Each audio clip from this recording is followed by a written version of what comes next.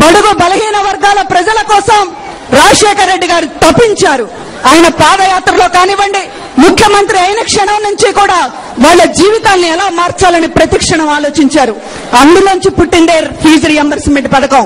ఎందుకు చదువుకోలేకపోతున్నారు? ఉన్నత చదువులు, ఇంజనీరింగ్, మెడిసిన్ ఇట్లాంటి చదువులన్నీ కొద్ది మందికైనా, పేదలకి చదువులు అందొద్దా? ఈ రోజున కార్పొరేట్ కళాశాలల్లో నాణ్యతా ప్రమాణాలు ఉంటున్నాయి, ప్రభుత్వ కళాశాలలో ఉండడం లేదు. ఆ చదువు రావాలన్నా, ఆ వైద్యం రావాలన్నా పేదలకు అది సాధ్యమయ్యే పని కాదా అని ఒక బాధతోటి రాజశేఖర రెడ్డి గారు వారికి విద్య వైద్యం అందాలని చెప్పి అటు ఆరోగ్యశ్రీ ఇటు ఫీజు రియంబర్స్మెంట్ చెప్పి చదివించారు.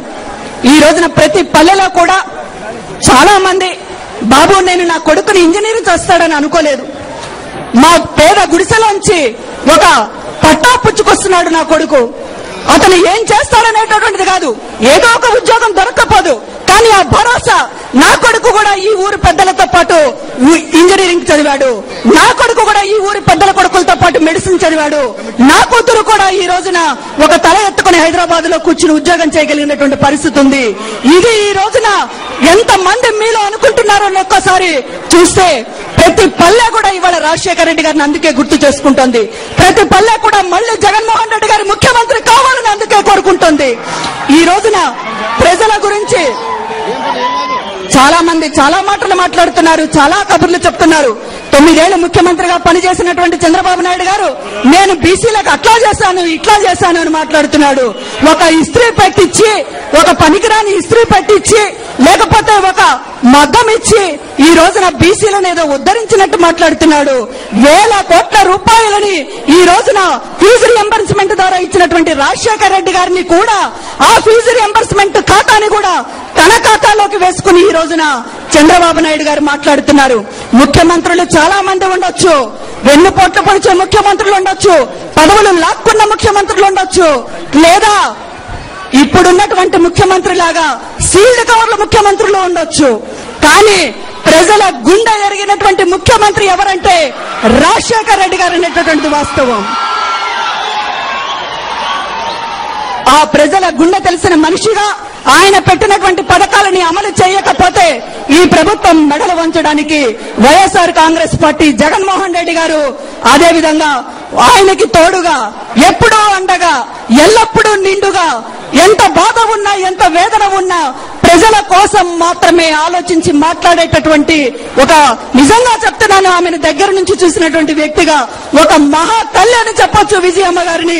ఈ రోజున ప్రజలు ఎంత బాధపడుతున్నారో ప్రతి క్షణము కూడా రాజశేఖర రెడ్డి గారు ఉన్నప్పుడు వాళ్ళకి ఇలా మంచి జరిగిందే, ఇలా నీళ్లు వచ్చినాయే, ఇట్లా ప్రాజెక్టులు పనులైనయే, ఇవాళ ఇంత దౌర్భాగ్యం పట్టిందేంటి రాష్ట్రానికి, ఇన్ని కష్టాలు వచ్చినాయేంటి రాష్ట్రానికి, రాజశేఖర రెడ్డి గారు చనిపోతే తమ కుటుంబానికి ఒకళ్ళకే బాధ అనుకున్నారు, కానీ ఈ రోజున మనందరికీ కూడా రాష్ట్రానికే ఒక బాధ అయింది రాజశేఖర రెడ్డి గారు లేకపోవడం, రాష్ట్రానికే ఒక శని పట్టినట్లుగా ఉంది రాజశేఖర రెడ్డి గారు లేకపోవడం.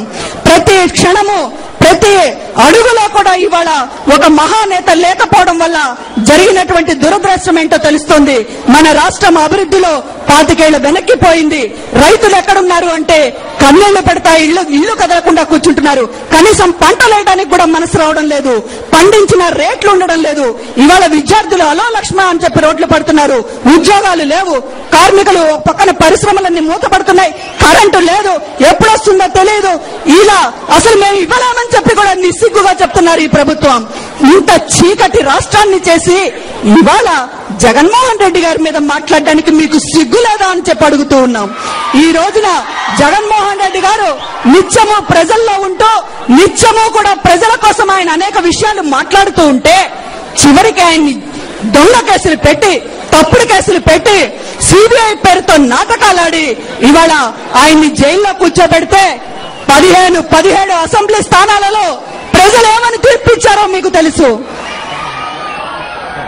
జగన్మోహన్ రెడ్డి గారు ప్రజలలో ఉన్న, జైలులో ఉన్న ఆయన గుండె ప్రజల మధ్య ఉంటుంది అని చెప్పి తీర్పిచ్చినటువంటి ఎన్నికలు. ఈ వేదిక మీద ఆ ఎన్నికల్లో అద్భుతమైనటువంటి మెజారిటీతో గెలిచినటువంటి ఎమ్మెల్యేలు ఉన్నారు. వాళ్ళ నాని శోభానాగిరెడ్డి గారు కానీ, సుచరిత గారు కానీ, బాలరాజు గారు కానీ, ఇంకా అనేక మంది ఇక్కడ ఉన్నటువంటి గురునాథ్ రెడ్డి గారు కానీ, వీరందరూ కూడా ఒక గొప్ప తీర్పుతోటి చరిత్రని, కొత్త చరిత్రని రాసుకొచ్చి ఇవాళ మీ ముందు నిలబడ్డారు. రేపు రాష్ట్రంలో ఏ ఎన్నిక జరిగినా ఇదే చరిత్ర, ఇదే విజయం, ఇదే నాయకత్వం ఈ రోజున జగన్మోహన్ రెడ్డి గారికి కట్టబెట్టడానికి ప్రజలు సిద్ధంగా ఉన్నారు. కాబట్టే ఈ రోజున ప్రభుత్వం మనమంటే భయపడుతోంది. విజయమ్మ గారు ఏం చేస్తోంది అని భయపడుతున్నారు. చంద్రబాబు గారు ఏం చేస్తున్నారు అనేది ఎవ్వరికీ పట్టడం లేదు ఈ ప్రభుత్వంలో. చంద్రబాబు గారు వాన్పిక్లో ఎద్దులు పెట్టి అరకలు దున్నినా, లేకపోతే ఇంకా మరొకటి చేసినా వాళ్ళకి ఏమీ భయం లేదు. కానీ విజయమ్మ గారు ఇక్కడ ఏలూరులో వచ్చి పాపం తిండి తినకుండా, కళ్ళెత్తు మాట మాట్లాడకుండా ఆవిడ 2 రోజుల పాటు కూర్చుంటానంటే ఈ ప్రభుత్వం ఇవాళ గడగడ వణికిపోతోంది. ఎందుకంటే ప్రజలున్నారు మన వైపున, ప్రజలు మన వైపు చూస్తున్నారు. ఈ కాంగ్రెస్ ప్రభుత్వం పీడ ఎప్పుడు వదులుతుందా అని చెప్పి చూస్తున్నారు. కలలో కూడా తెలుగుదేశం పార్టీ పాలన మళ్లీ వద్దని చెప్పి కోరుకుంటున్నారు. అందువల్లనే ఈ దడుపు జడుపు, అందువల్లనే వీళ్ళిద్దరూ కూడా కొమ్మక్కై అటు చంద్రబాబు నాయుడు గారు లేకపోతే ఇటు కాంగ్రెస్ ప్రభుత్వం రెండూ కూడా కలిసి మొన్న ఎన్నికల్లో ఓట్లు పంచుకున్నాయి. మరి లేకపోతే వాన్పిక్లో భూములు దున్నితే ఆయన మీద కేసులు పెట్టరట. మన వాళ్ళు ఎవరైనా ఒక అరక పట్టుకొని ఒక ప్రభుత్వ భూమిలో, బంజరు భూమిలో దున్నడానికి వెళ్తే ఏం చేస్తారండి? పోలీసులు ఇమీడియట్లీగా కేసులు పెడతారు. కానీ చంద్రబాబు మీద కేసులు ఉండవట. కానీ జగన్మోహన్ రెడ్డి గారి మీద మాత్రం ఇళ్లపైన దాడులు, సోదాలు, అరెస్టులు, ఇంకా బెయిల్ రాకుండా చేసే ప్రయత్నాలు, ఎన్ని తిప్పలు పెట్టాలో అన్ని తిప్పలు పెడుతూ ఉన్నారు. కానీ ఏం చేసినా, ఏం జరిగినా ఇదంతా మీరు చూస్తున్నారు, ఇదంతా మీరే చూస్తున్నారు. దీనికంతటికీ ఈ రాష్ట్రమే సాక్ష్యం. కాబట్టే అదే ధైర్యం ఈ రోజున వైఎస్ఆర్ కాంగ్రెస్ పార్టీది. ప్రజలు ఎప్పుడూ కూడా అన్యాయం చేయరు. నాయకులు చేయొచ్చు, హైకమాండ్లు చేయొచ్చు, లేకపోతే పక్కనున్నటువంటి స్నేహితులు చేయొచ్చు. కానీ ప్రజలెప్పుడూ కూడా వెన్నుపడి పడవరు, ప్రజలెప్పుడూ కూడా అన్యాయం చేయరు. అందువల్లనే మీ మీద భరోసాతోటి, మీ మీద ధీమాతోటి ఈ రోజు వైఎస్ఆర్ కాంగ్రెస్ పార్టీ జెండా సగర్వంగా రెపరెపలాడుతోందంటే